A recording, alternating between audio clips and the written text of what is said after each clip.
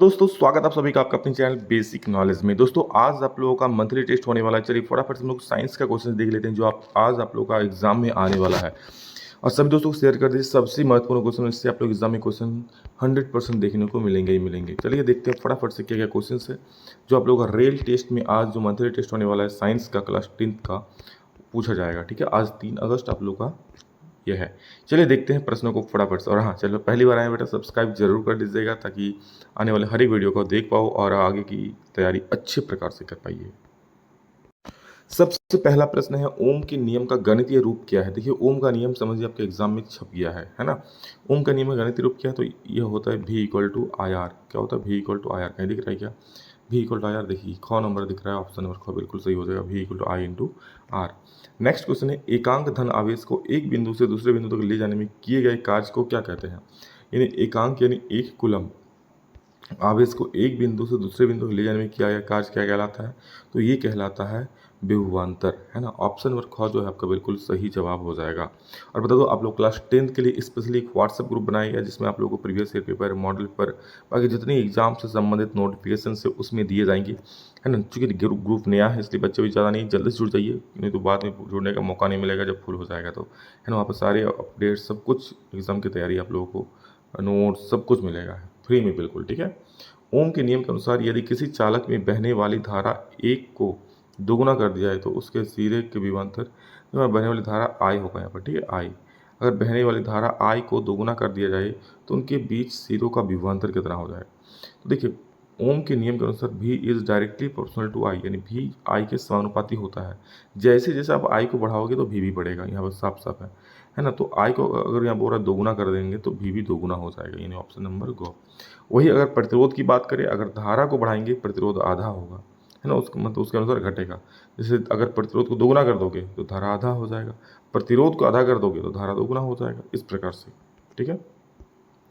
यदि किसी प्रतिरोध में 2 कूलम का आवेश 5 सेकंड तक बहता है तो परिपथ में विद्युत धारा का मान क्या। बहुत इंपॉर्टेंट क्वेश्चन है। क्या दिया है, 2 कूलम आवेश यानी क्यू का वैल्यू कितना दे दिया है, 2 कूलम। और क्या दिया मास्टर, तो 5 सेकंड दिया टाइम, टाइम कितना दिया 5 सेकंड, है ना। आपको क्या निकालना है, धारा का मान। तो धारा आई इक्वल टू होता है क्यू बाई टी। क्या होता है, क्यू बाई टी। क्यू का वैल्यू कितना है 2 और टी का वैल्यू कितना 5। चलो लिखते हैं, क्यू का वैल्यू दिए 2 और टी का वैल्यू 5। इसको काटोगे तो 5 4 20, 0.4। और चूँकि धारा निकालो इसलिए एम्पियर, 0.4 एम्पियर हो जाएगा। 2 को भाग भाग दो 5 से, है ना, 0. सिंपल से 4 आ जाएगा। तो ऑप्शन नंबर गो सही हो जाएगा। क्लियर है। चलिए आगे का जो आप लोगों को सब्जेक्टिव क्वेश्चन है वो भी बताने वाले कुछ ही देर में, है ना। चलिए धातु को पीटकर पतली चादर बनाई जा सकती है, इस गुण को क्या कहते हैं। देखिए धातु को पीटकर पतली चादर बनाई जा सकती है, ये जो होता है धातु का एक गुण होता है जिसे हम लोग कहते हैं आघात वर्ध्यता। क्या होता है, आघात वर्ध्यता। वही अगर धातुओं को खींच करके पतली तार बना दे तो इस गुण को कहते हैं तन्यता। धातुओं के ऑक्साइड सामान्यतः क्या होते हैं, तो याद रखिएगा धातुओं के ऑक्साइड जो सामान्यतः होते हैं ना वो होते हैं क्षारीय ऑक्साइड।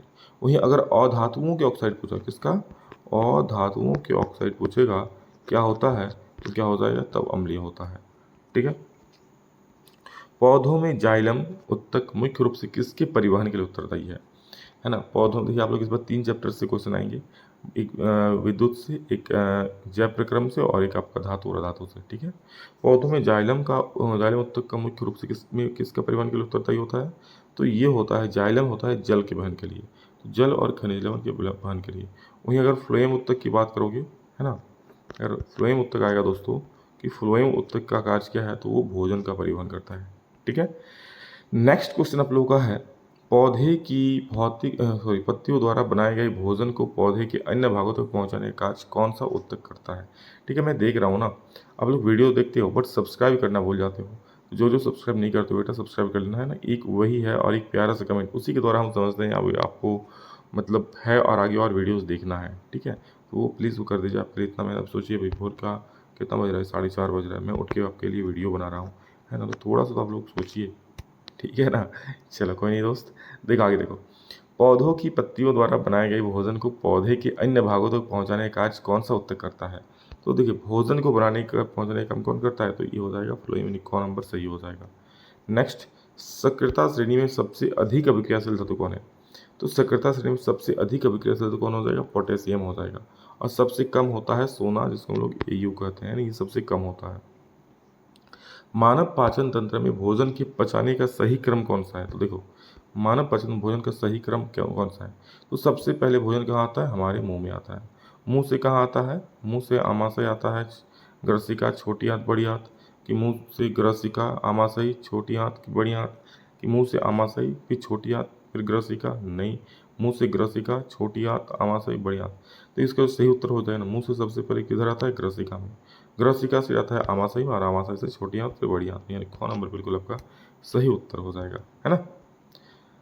हम लोग खाना खाओगे फिर क्या, एक लंबी नलिका ग्रसिका में आएगा, ग्रसिका के बाद आमाशय में जाएगा, आमाशय के बाद छोटी आंत में फिर बड़ी आंत में, उसके बाद फिर बाहर निकल जाएगा खाना वाना। ठीक है, मतलब जो शरीर में रहना होगा रहेगा, वरना जाके निकाल दोगे। आमाशय में स्रावित होने वाले हाइड्रोक्लोरिक अम्ल का मुख्य कार्य क्या है? तो हाइड्रोक्लोरिक चूंकि अम्ल है तो इसका मेन कार्य होता है भोजन को अम्लीय बनाना।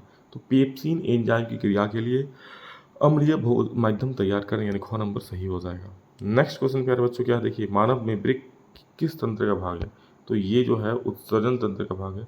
और वृक्क की रचनात्मक और क्रियात्मक इकाई जो है, देखिए अगला क्वेश्चन ही है कि वृक्क की रचनात्मक और क्रियात्मक इकाई को क्या कहते हैं? तो वृक्क के अंदर मेन काम करता है, सबसे छोटी इकाई क्या है? तो उसे हम लोग नेफ्रॉन कहते हैं और हिंदी में उसको वृक्काणु भी कहा जाता है। भोजन का पूर्ण पाचन अंग तो देखिए छोटी आंत में, ठीक है, छोटी आंत बोलो या फिर क्षुद्रांत बोलो, यहाँ पर भोजन का पूर्ण रूप से पाचन हो जाता है।